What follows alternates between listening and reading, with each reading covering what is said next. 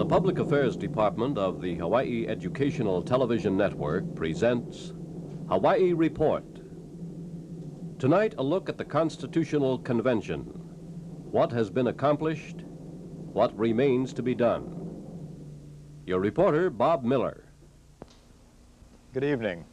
Last Tuesday, the Hawaii Constitutional Convention of 1968 finished up all but one item of its formal work, recessed until October 21st, when it will meet in the throne room of Iolani Palace so that the 82 delegates may sign the new Constitution, which will be presented to the people of Hawaii on November the 5th.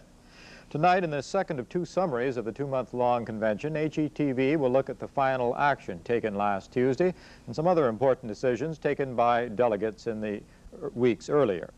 In the middle of August, after 6 weeks of work, the convention was meeting in Committee of the Whole to debate its first Standing Committee report and proposal. It was on Article 2, Suffrage and Elections.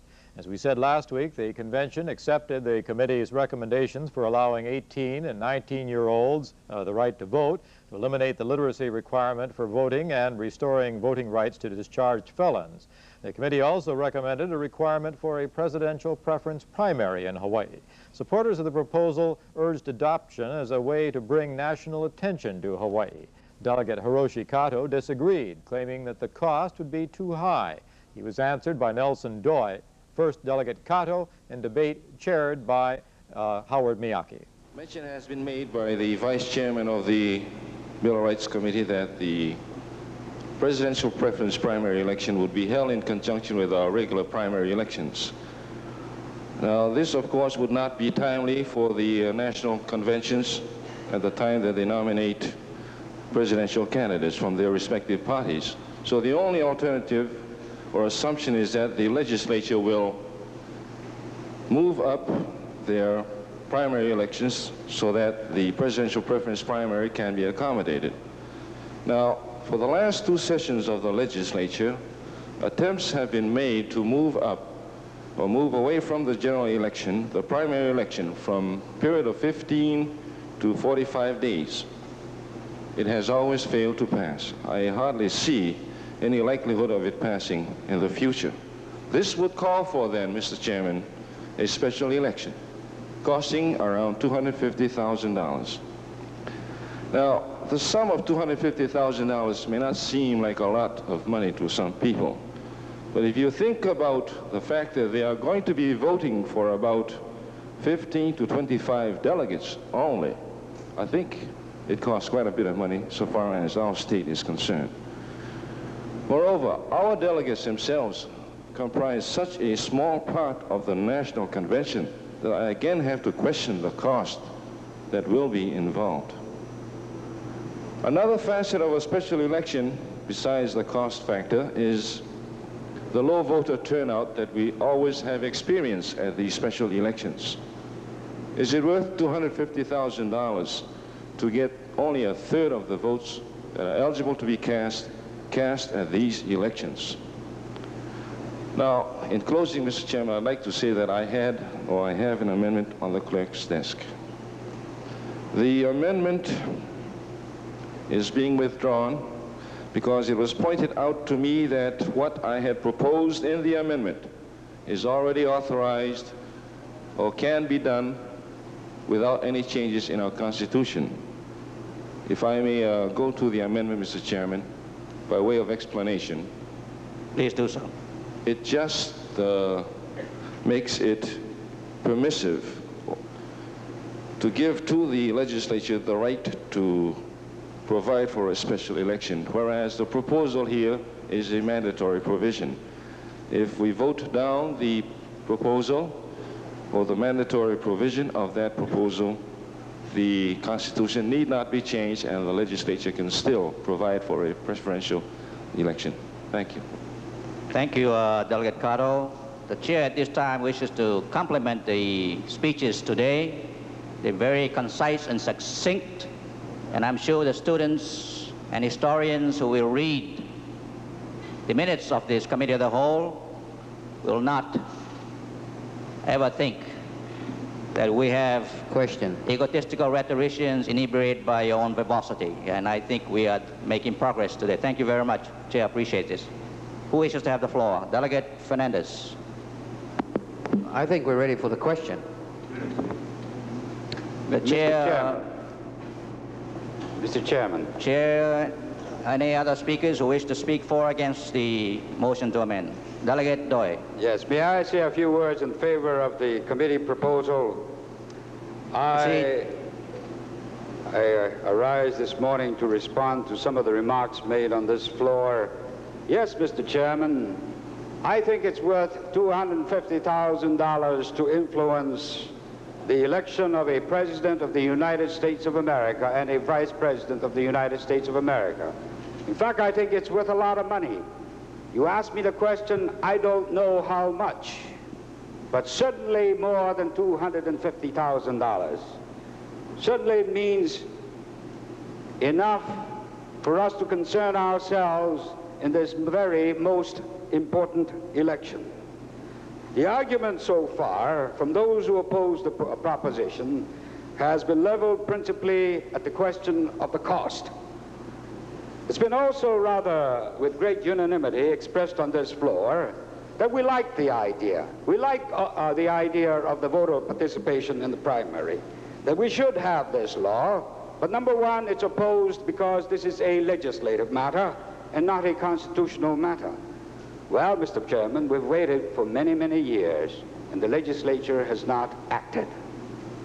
Certainly, this is a very most important right, a basic matter. I think it's time the Constitutional Convention express itself. Further, I might say this. Eventually, it's my personal thought that I would like to see the National Electoral College wiped out, so that we would have direct involvement of the people in electing their president. Certainly, Mr. Chairman, I would like to see a uniform national primary law also. Unless I feel the Constitutional Convention acts to adopt a provision as has been recommended by the committee, we would not be moving in that direction. We would not be bringing pressure on people who have some national influence to bring all this about. It was suggested here this morning on the floor that we might ask our two senators in Washington to assert their influence to perhaps adopt a uniform national legislation. You know, Mr. Chairman, I don't think they will assert their influence in that direction. These two fellows are part of the establishment. It's wishful thinking, and I think it's for this convention. We represent the people of Hawaii in a nonpartisan election to say that the people of Hawaii demand this right to participate in the selection all the way from the beginning to the end of the Vice President and the President of the United States of America. Thank you very much. The committee proposal to require a presidential preference primary was approved by the Committee of the Whole, but a week later, the changes to the suffrage and election article came before the convention on second reading. At that time, Delegate Richard Ando rose to offer an amendment very similar to the one which Hiroshi Kato had decided not to offer just the week before. Mr. President, I move to amend Section 5 of Article 2 of the State Constitution in Committee Proposal Number 1, Draft Number 1, as amended, by amending the last sentence to read as follows, quote, presidential preference primary may be held in accordance with law. Thank you, Mr. President. The delegate recognized. I second the motion. It has been seconded for the record by Delegate Pio. Delegate Ando is recognized. Mr. President, I have stated in my initial objection in the Committee of the Whole that the legislature has the basic power to legislate in this area of primary elections and so forth. I have with me a copy of the eloquent statement from the delegate from the District of Hawaii, who stated, well, Mr. Chairman, we waited for many, many years and the legislature has not acted. Certainly this is a very most important gripe and a basic matter. When this gentleman has stated that the legislature did not do this task, I was concerned that the legislature was apathetic, that it did not do one of the important responsibility of our society, granting as much franchise to its people as possible. But as I review the record, Mr. President, the Legislative Reference Bureau has stated that from statehood to today, researching the index of bills and resolutions submitted to the state legislature, there was not a single bill proposing the enactment of presidential preference primary before the state legislature. It is apparent, Mr. President, that there has been no strong clamor for the enactment by legislation for such a franchise to our people. I ask the Assembly, Mr. President, is it not more proper that we suggest to the legislature that when it appears that the people wishes to have this opportunity, that they enact the proper legislation that would permit this kind of participation by the people of Hawaii? I raise this question because there are instances when presidential candidates prefer not to participate in presidential preference primaries and would not come to Hawaii or to any other state, as it has been noted in some states of our union, to file and be on the presidential primary election. And therefore I believe, Mr. President, with many of the convention here, that we ought to leave this to the legislature. Thank you very much. Mr. President? Delegate Doi is recognized, and after that I will recognize Delegate Liu. Delegate Doi is recognized. Mr. President, all I want to say is nothing new has been said this morning by the move-on of this motion to amend the committee proposal number 1. It appears to me that the intent of this proposal to amend is to leave the entire question of whether we are going to have a presidential preferential primary or not in the hands of the legislature.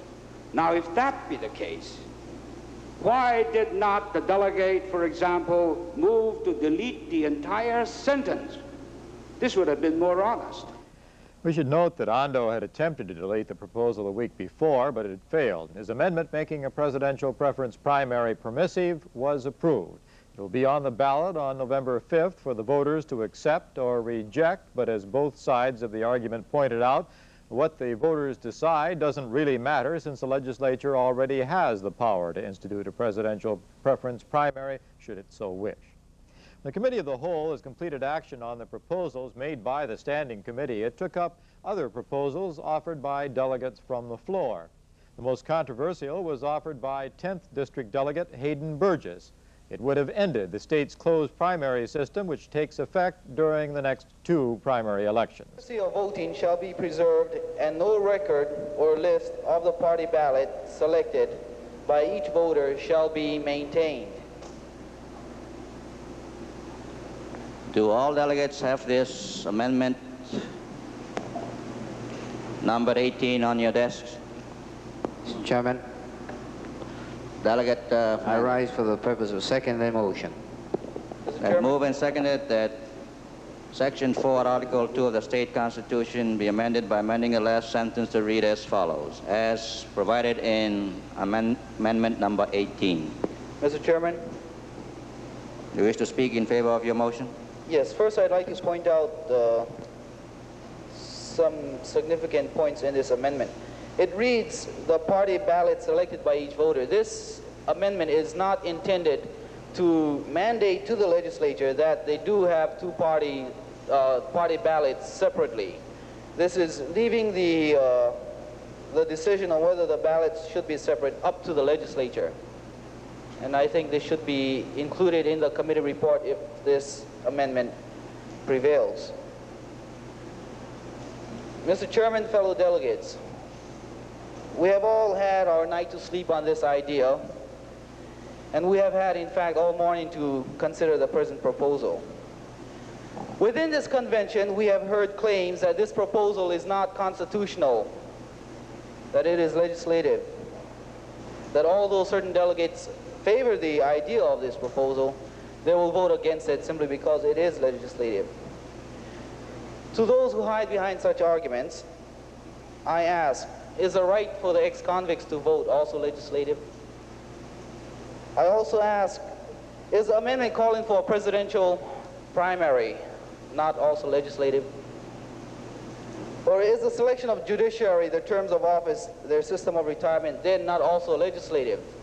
I believe that the freedom to secretly associate, whether it be with a political organization, religious or labor organization, is just as important as a freedom to secretly vote, and I believe that this should be contained in the Constitution, not left up to the legislature. But why do we hide? Why do we skirt the issue? Why not stand up and be counted? The amendment was defeated by a margin of just 2 votes, with 10 delegates absent. Over the weekend, supporters of the amendment attempted to sway enough of their fellow delegates to win on second reading, but with 6 of those 10 who had been absent on hand for second reading, the amendment went down to defeat again by a slightly larger margin. During the final week in August, the 7th week of convention work for the delegates, they took up but made no changes to the articles on Hawaiian homes and public health, welfare, and natural beauty. The Committee on Agriculture, Conservation, and Land had recommended no changes to Article 10, but Chairman Hiram Kamaka had voted with the minority of the committee, which wanted to substitute a single executive for the Land Board, which technically runs the Department of Land and Natural Resources. Kamaka had an opportunity to be heard on that question when Delegate Doi proposed an amendment to the committee proposal. Recent experts will tell you, and that includes the Council of State Governments, the Western Governors Conference, the Committee of Economic Development, the Constitutional Convention of Maryland, would all tell you that they favor and urge strongly a single executive head for the departments of the state who are directly responsible to the governor. I do not want to get into the details of the arguments, but I do want to say briefly and very hurriedly that the reasons are, number 1, better accountability, 2, higher visibility, clearer visibility, and 3, efficiency. There's been much talk about the application of such a provision and the operational effectiveness of such a accommodation in the state of Hawaii as applied to the Department of Land and Natural Resources. Well, let's look at the Department of Land and Natural Resources in the state of Hawaii.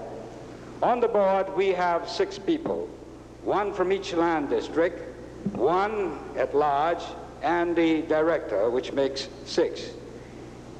We also know, as a matter of fact, that on each neighbor island, we have a permanent full-time office open to accommodate the needs of the public and to better serve the public. I am told that the land board representatives from the several land areas in the state of Hawaii do very little in the way of representing their land area for purposes of enhancing a statewide land program. Rather, the fact that they sit on the board leads up to long delays, increases the cost of running the land department, and in fact, the recommendation of the Director of the Land and Natural Resources is almost 100% anyway accepted by the Land Board. Further, because they represent land districts, there's a little provincialism that creeps into the decision. Modus operandi here many times, and sadly so, is you scratch my back and I'll scratch yours. So hurriedly again, allow me to run down the disadvantages of having a land board as head the Department of Land and Natural Resources. Delays, higher cost, and the difficulty to place primary source of responsibility on anyone in the department, because there's several on the board, and as between the board and the director, there's also this difficulty of saying exactly who stood for what. Then again, the governor's constitutional responsibility to generally supervise overall departments is somewhat handicapped and frustrated because we have a land board at the head of the Department of Land and Natural Resources. In the halls of this Constitutional Convention, we have heard many concerns expressed as to what the safeguards might be should we turn the department into a single executive head. Actually, the law does not change, but allow me sometime here this morning to illustrate to you how the present safeguards would continue.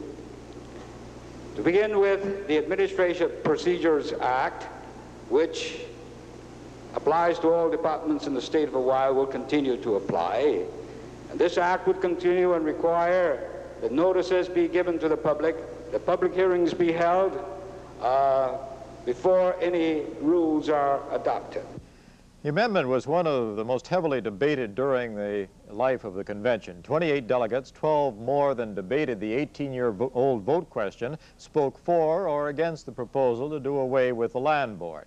Since Chairman Kamaka and Vice Chairman David Ka'apu both supported the Doi amendment, the responsibility for defending the committee's position fell to Convention Vice President and committee member Ed Bryan. I rise to speak in favor of the committee report and in favor of retention of the land board as provided in the present Constitution.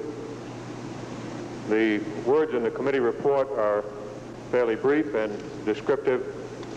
Perhaps if I read them, this will be the fastest way to get to the point. We recommend the retention of a board for the Department of Land and Natural Resources because the problems which involve our natural resources differ somewhat from those of other administrative functions. The state's natural resources are expendable. In other words, as we discussed in 1950, once they are gone, any change in the board cannot bring them back. In this area, where great damage and irreparable loss may result from hasty or ill-conceived actions, it is essential that the powers of management and disposition be entrusted to a board rather than a single individual. Strong influences and pressures are likely to be encountered, and the board is less likely to succumb to such influences and pressures than a single individual, since the pressure would be diluted among several members. Further, a board represents a variety of geographical, economic, and social interests, and thereby tends to ensure greater consideration of the interrelationships of the multiple factors involved in any decision. To comment beyond the report, maintaining this board will also provide greater understanding and participation of the citizens in the government and the processes of government. It will provide valuable agency of liaison between the people and this branch of government. And in Hawaii, where land is our most important natural resource, I think that we are not being extravagant in either the cost of government or the process of government to retain a board for this function of government. Thank you very much. The debate went on for more than an hour with the 28 speakers almost evenly divided on the two sides, but the vote was not. Only 28 delegates favored the amendment, 47 were opposed. That afternoon, the Committee of the Whole, chaired by Vice President William Fernandez, took up proposed changes to Article 4 on the executive. The session ran like clockwork, at least at first. The age requirement for governor was reduced from 35 to 30, and a salary base for governor and lieutenant governor set at the level of their present salaries. But the Committee of the Whole did bog down when it got to the proposal that Senate confirmation of cabinet appointments be eliminated. After a heated debate, the convention voted down the change 45 to 25. But it did agree that all department heads, excepting the Attorney General, may be removed by the governor without the consent of the Senate. And it approved reduction to 1 year the present 3-year residency requirement for officers in the executive department. For the second week in September, the 9th week of work for the delegates, they had approved changes in the articles on taxation and finance and judiciary, as we reported here last week.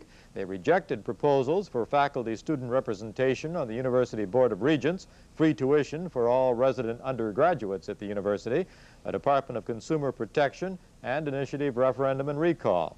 The delegates approved collective bargaining rights for government employees with legislative determination of the question of whether government employees should have the right to strike, and mandatory codes of ethics for the state and for the counties. That set the stage for consideration of the report from the Committee on Legislative Apportionment and Districting. Early in August, after the other legislative committee, Hung Wo-ching's Powers and Functions, had come up with a recommendation for retention of the bicameral system, and the convention had approved the recommendation, the Apportionment and Districting Committee made its first decision. It would not recommend at all single-member House districts in Hawaii. Then Chairman Richard Schultz discovered some misunderstanding among reporters. One thing I think I should clear up, I understand that some of the communications facilities are carrying the story that we decided against the use of single-member districts, and this is not quite accurate. We decided against limiting ourselves to single-member districts. By no means did we decide we wouldn't use them. We simply decided that we would not use them exclusively. I noticed that you didn't decide. In fact, I don't believe you even discussed using exclusively multi-member districts. Essentially, what happened yesterday is that we're going to, if that tentative decision becomes a real decision, we're going to continue with a combination. That's right. It's tentative because I wanted to keep all our decisions tentative at this point. Let me see if I can elaborate just a minute on this. What we're trying to do now is come to enough decisions on the kind of legislative districts we want and the kind of factors we want to use to elect legislators, so that we can turn this information over to a team of statisticians and computer operators that we have engaged. And these people are going to prepare some maps of the state of Oahu, or of the island of Oahu, for us, showing how the island might be districted utilizing the criteria we set up. This is an effort to try to avoid a lot of partisan activity in the initial drawing of the maps, something that takes a lot of time and gets a lot of tempers up in the air sometimes. So that our problem now is to come to enough decisions to give them as many guidelines as possible. It was for this reason that our first decision was to favor registered voters over some adjusted population base. Our second decision was to avoid the exclusive use of single-member districts. There is no strength at all for the proposition that we should use multi-member districts only. This is because in rural areas, such as the large geographical expanses of the Big Island, where there are very few people, you would tend to bury certain segments of the population if you made them elect legislators from multi-member districts. They'd be awfully large. So that in places like that, it's clear that single-member districts are helpful, and in some places on Oahu, it's also very helpful to use them. The question before us really was whether we were going to be very rigid about our decision on what we would use. After that, the Apportionment and Districting Committee decided to base its apportionment on the number of registered voters and called upon a team headed by state statistician Robert Schmidt to prepare a series of maps to district the state. After weeks of discussion, the committee made these decisions. Kauai's 3 House members would run at large. There would be 1 Senate District 2. Maui's 2 senators would run at large, but the county would be divided into 2 two-member districts. Molokai, Lanai, and West Maui, including Wailuku, in 1 district. East Maui, including Kahului, in the other, with Kaho'olawe. The Big Island's 3 senators would still run at large, but its 6 representatives would run from these 5 districts. District number 1, Ka'upuna, plus 2 precincts of Hilo, 1 representative. District number 2, South Hilo, including the downtown section, 2 representatives. District number 3, North Hilo, up to Hakalau, 1 representative. District number 4, Hamakua and North Kohala, 1 representative, and District number 5, South Kohala and North and South Kona, 1 representative. The neighbor island districting was approved by the delegates with relatively little objection. The objection dealt with the separation of North and South Kohala and the inclusion of those 2 Hilo precincts in the 1st district of Punakau.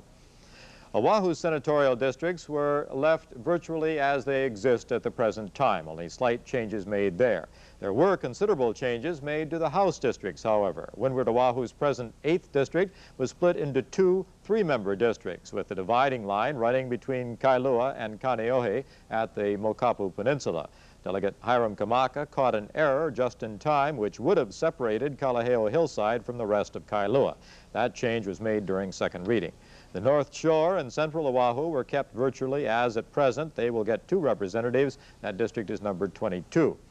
Leeward Oahu was divided into 3 different districts. Number 21, the Waianae coastline, including Waianae, Maile, and Nanakuli, a single-member district, the only single-member district on Oahu.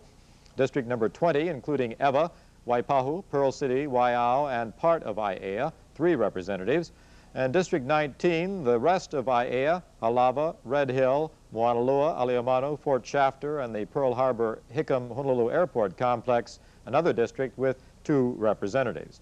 The city of Honolulu was divided into 11 districts with 2 or 3 representatives each. Debate during Committee of the Whole concerned the freeway line, which the committee had decided upon as a means of reducing the present 4 to 6-member districts, and a couple of other lines were debated too. Chairman Schultz used a large map on the floor of the Convention Hall to explain one of the more controversial committee decisions. Why could we not have taken this boot area and eliminated School Street as a boundary for the 18th, and instead have drawn the boundary straight down in a line like this?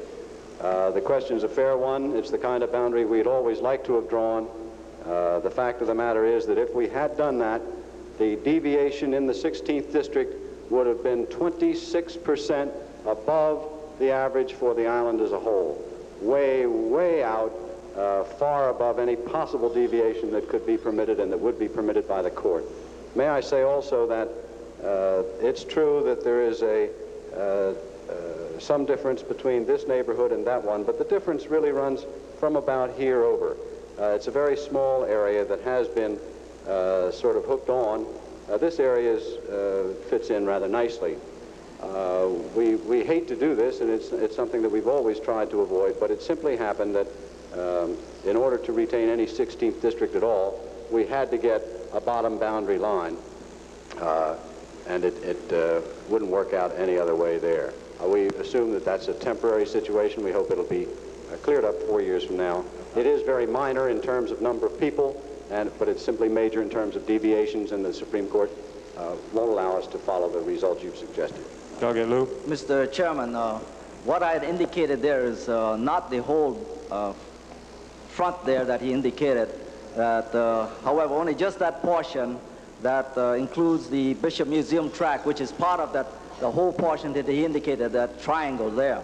However, I will accept his explanation because even though it's not 26%, it is, my understanding, above the acceptable limits set forth by the Supreme Court. Is that right, Mr. Schultz? Delegate Schultz? Delegate Schultz? That is correct, Mr. Chairman. In either event, no matter what we did, the deviations in 18 are negative and those in 16 are positive, and we simply can't add more to 16 or take away any from 18. Some other delegates from the Kalihi area, though, were even more unhappy with the committee plan, and one of them, Charles Kahani, proposed an amendment which, among other things, would have eliminated the freeway as a dividing line in that part of town.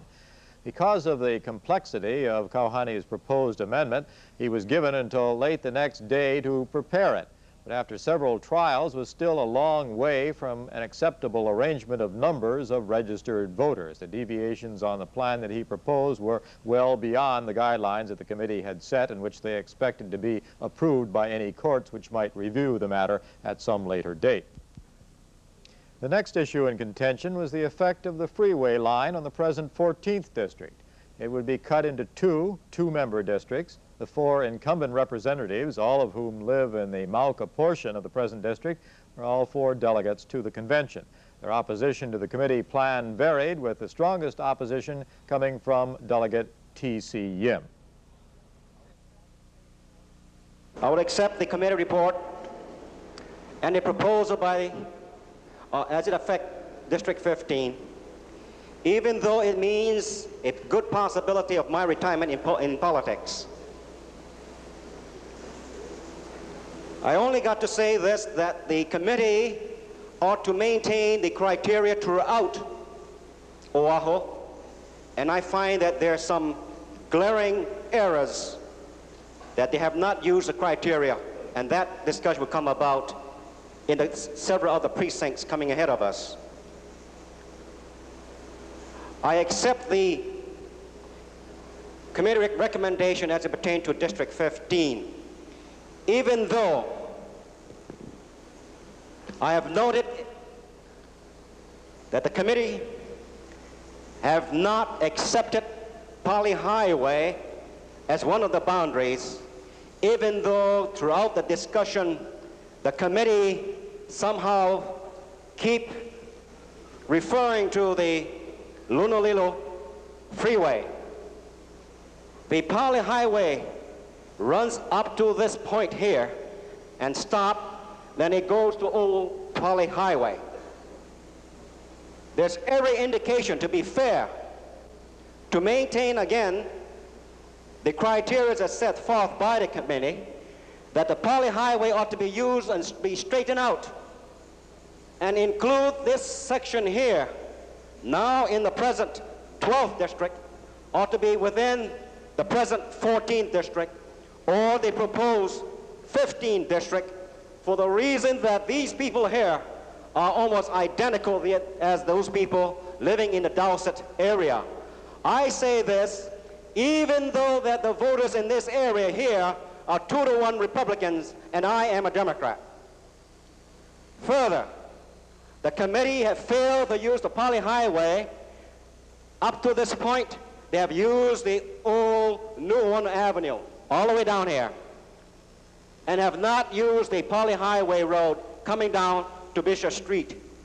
I say this, even though I'm a Democrat, if you do this section here, vote Democrat, almost 2-to-1. So I say to the committee members, I am not talking about personal loss or personal gain. I'm talking about certain criteria that ought to be used throughout the city areas. And I say, in certain areas, the committee has violated those criteria. Thank you. Any other comments? Mr. Chairman, Ariyoshi? My only response to that is one of numbers, that it's not possible to adhere to all of the criteria that was referred to and have the numbers come out all right. The numbers referred to by Vice Chairman George Ariyoshi were what the committee's plan was all about. Oahu's number of registered voters were divided by the 38 House seats Oahu is entitled to under equal apportionment. The answer, 5,082 registered voters per representative.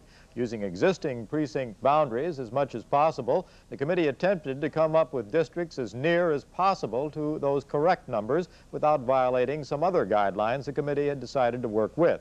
These included not favoring any special interest group nor cutting up neighborhoods or communities wherever it was possible not to. There were places where the committee was forced to violate some of its own guidelines, of course, notably where it separated North and South Kohala on the Big Island and where it separated Honolulu's Makali Mo'iliili district into 3 different representative districts. Many of the delegates from the present 15th district opposed the committee plan, especially those who were also legislators. Delegate Clarence Akazaki was one of them. Mayor, we were considering District 13 and those districts whose boundaries might affect District 13. Delegate Ho had just completed speaking. Mr. Chairman. Delegate Akazaki is recognized. First of all, I'd like to veto my remarks, what Delegate Ho presented. However, I think I should try to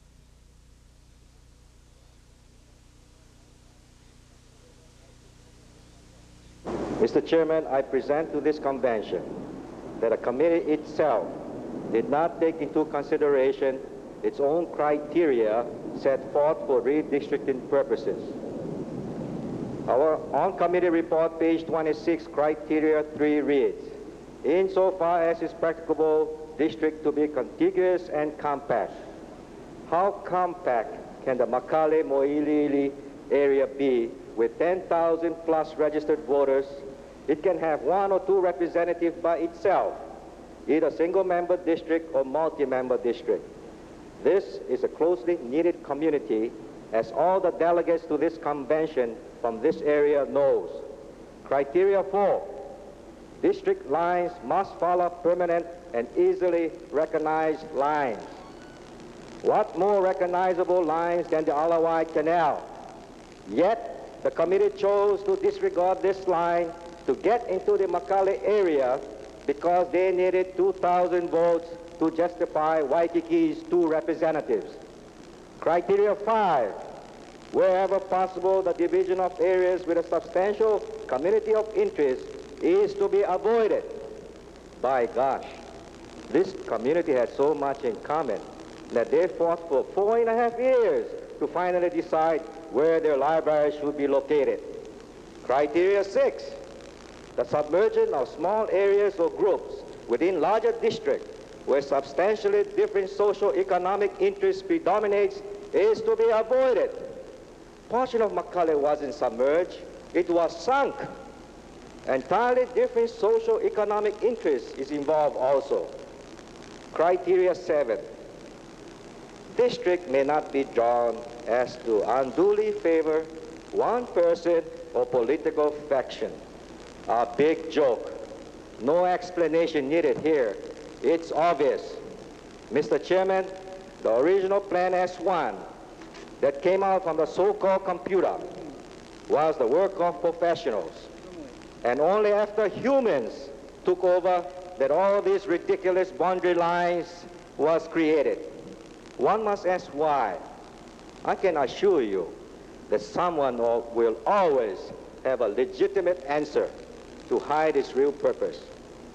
After starting this plan, I know that my plea is in vain. It's a voice in the wilderness. I can see that this plan has mustered enough votes to be passed by this convention. But I am also convinced that only a court can come out with a most equitable solution for our voters. To sacrifice the Makale Mo'iliili community, one of the oldest communities in the state of Hawaii, to support other areas to justify their number of representatives because they lack voters is ridiculous. For this reason, Mr. Chairman, I shall vote against the so-called plan. There wasn't really a cry in the wilderness, even though an amendment proposed by Akazaki's fellow 15th District Delegate Legislator George Noguchi failed, and the Committee of the Whole did go on to approve the plan that had been put before it by the Apportionment and Districting Committee. For over the weekend, a number of delegates had second thoughts, and rumors were rife in the convention that the Akazaki-Noguchi amendment would be approved if it were offered on second reading. The committee decided to offer instead an amendment of its own which would satisfy those concerned about the division of Makale Mo'iliili. It was a plan that the committee had considered earlier, and it was accepted by the convention. Later, Chairman Schultz told us about the changes made by the amendment. Tuesday afternoon in the session was to eliminate a line that had previously separated the area of Waikiki from the Mo'iliili Makale area. Previously, the districting line had run down Eisenberg Street and along Date Street to Kapahulu Avenue. The net effect of this change was to eliminate that line and instead to put the district line all along Kapahulu Avenue. This turns the area, which is now in District 12, into a 3-representative area. It includes Waikiki, the other side of Diamond Head, which is here, and the areas of Makale and Mo'iliili and around Kaimuki High School, bordered on the Mauka side by the freeway.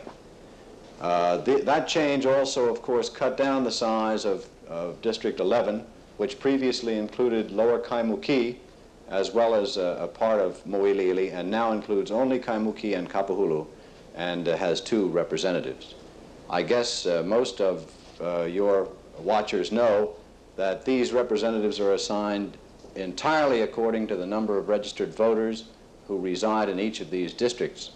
Essentially, what we've done in Honolulu is to utilize the freeway right during its entire length to split the old representative districts in half. They all used to run right from the mountains down to the sea along the lines of the old ahupua'as. We've cut them now along this line to reduce the number of representatives which would be elected from each district, an effort to bring the representatives closer to the people, to permit the people to vote on smaller ballots, and hopefully to provide a little closer identity between members of the House of Representatives and the electorate. The other districts were not affected by those changes which were made during second reading, and the districts for Honolulu were just as you saw them in that map being used by Chairman Schultz. All of the new districts, of course, throughout the state will have to be approved by the voters on November the 5th, as will several other related changes. Actions taken by our committee included the establishment of a reapportionment commission, which will take care of all future reapportioning of the state.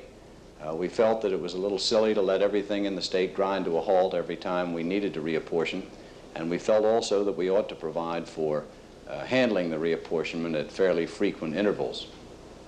We have set up a commission which will be composed of 9 people.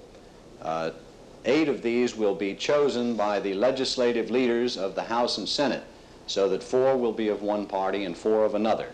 It'll be absolutely bipartisan as to those 8. Those 8 will select the 9th, who will be the chairman, and if they can't decide upon a 9th, why, the Supreme Court will appoint. These people will go ahead and reapportion the state just as our committee has done this time every 8 years. One thing that your listeners might be interested in knowing is that these people are not permitted to run for either house of the legislature for 2 terms after they reapportion. And this effectively eliminates any person who might stand to benefit by the type of redistricting he does. Another action which we took up, which is slightly more complicated, is the problem of providing effective representation for the neighbor islands. As many of you know, the island of Kauai already is permitted only 1 senator according to its registered voter population, and by the next reapportionment, it's possible that they will be reduced to 2 or possibly even 1 representative. We conducted hearings and a study on this matter and found that given the number of committees, both in the Senate and in the House, and the fact that it is in these committees that the actual work and the actual voting takes place in the legislature, it simply was not possible for the people on the neighbor islands to be effectively and totally represented in the legislature by only 1 man. Indeed, our hearings showed that one would need at least 2 people in the Senate and 3 in the House of Representatives to get minimal coverage of the committees. Our plan provides that if any county does not receive its minimum of 2 senators or 3 representatives out of the initial 25 and 51, then we will add as many as are needed to give them their minimums. Let me give you an example. This time, as we go around and allocate the first 25 senators in the Senate, Kauai has only 1. According to our minimum representation provision, Kauai will be entitled to 2 senators no matter what. Therefore, we'll add 1 senator to the Senate, making it a 26-member body, and Kauai will have 2 of those 26. Now, many of you have heard of the 1-man, 1-vote rulings of the Supreme Court, and there was strong feeling in our body that these would not permit us to give 2 full voting senators to an island like Kauai, no matter how great our geographical problems and no matter how great our centralization of government. So for that reason, we decided that we would allocate only the 1 vote to Kauai, to which it's entitled, but we'd give them 2 bodies to carry out that 1 vote. Thus, Kauai's 2 senators will share a vote, exercising 1/2 vote each in the legislature. It's been said by some of those who oppose the plan that a half vote would have the same strength in a committee as a full vote sometimes, and I think that's probably right.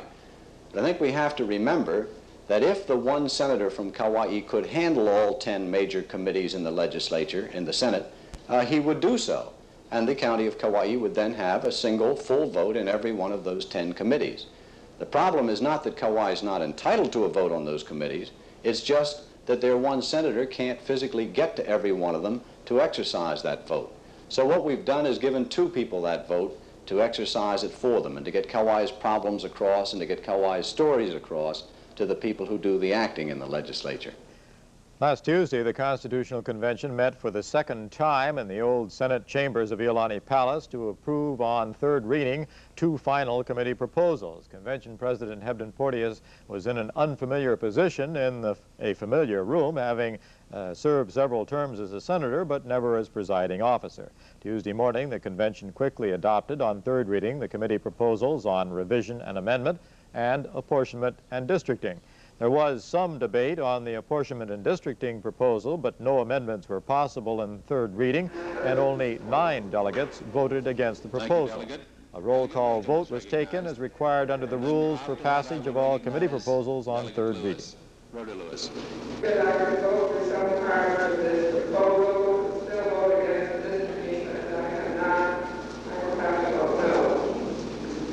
Thank you, Delegate.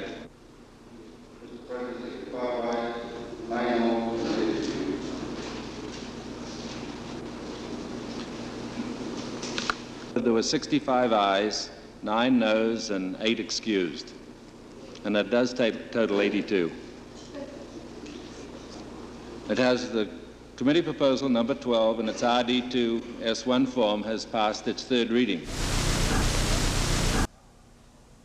That was the Apportionment and Districting Committee proposal that was passed. The convention now had only to approve the report from the committee on submission and information on the ballot to be used to submit the amendments to the voters. Because printing of the ballot wasn't finished and because the form of the ballot had been submitted to the Attorney General for approval for its form and had not yet been received back, President Porteous recessed the convention until 4:30 last Tuesday afternoon. But in the meantime, Delegate Tennyson Lum called to the attention of convention officers an error in the description of one of the representative districts.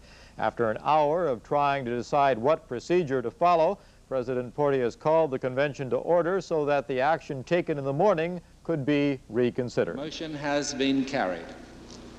The chair now requests that the delegates suspend the rules in order that we may proceed to consider this matter further.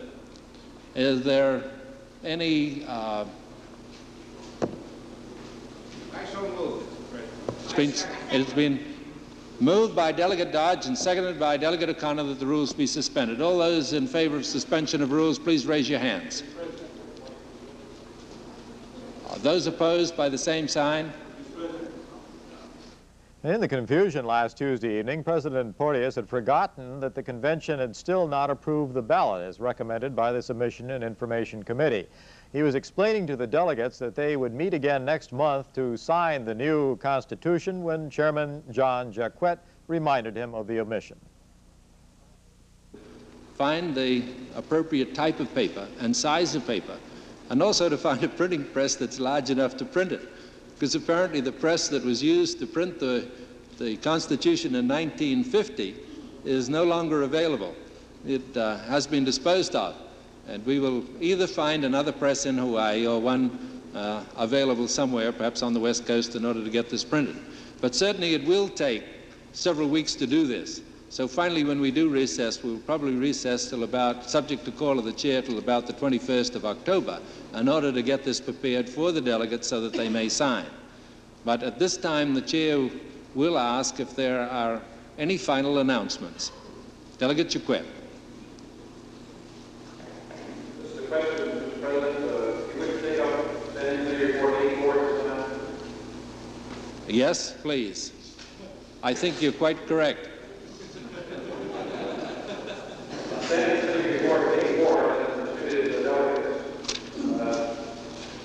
I wish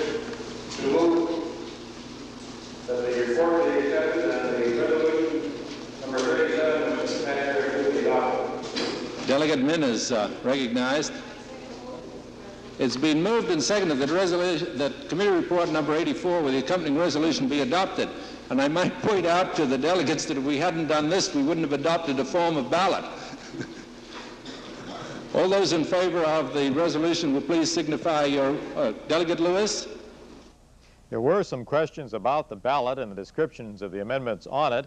After these have been cleared up, the convention approved the ballot form and the plans of the Submission and Information Committee to inform the voters about the amendments. On Friday, when the convention first met in Iolani Palace after moving down from McKinley High School's gym, the delegates had presented a silver punch service to President Porteous, and he showed the delegates a commemorative plaque that he was having made at his own expense for each of them. So last Tuesday, it looked as though everything was over, but for the signing when President Porteous called again for any final announcements. That the convention is in a position to adjourn sine die, but on recommendation of the chair, you will be asked not to so adjourn, but to adjourn subject to the call of the chair to make sure that there be no technicality that might arise which would prevent us from reconvening, if it were necessary, in order to meet any such situation. And therefore, while we have completed our work, we will stand in recess, and our next time of meeting, unless you are otherwise notified, will be on October 21st, when hopefully by that time we will have a form for you to execute. Meantime, the chair will permit any delegate who desires to be recognized, and first the chair will recognize Delegate Andrade. We have truly made it feel a sunshine to all the delegates of the convention. On behalf of the convention, we'd like to present you with this very special gift at this time. Thank you very much.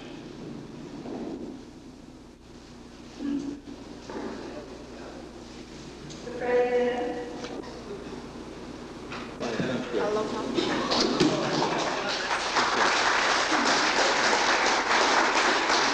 Delegate.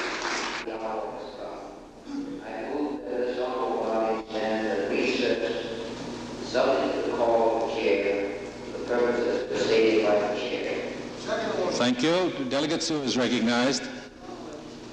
It's been moved and seconded that this body stand in recess subject to the call of the chair. The chair will notify you as of now that you should reconvene in Iolani Palace on October 21st unless you are otherwise notified. All those in favor of the recess will signify approval by saying aye. Those opposed by saying no. The motion has been carried and this body is in recess subject to call of the chair.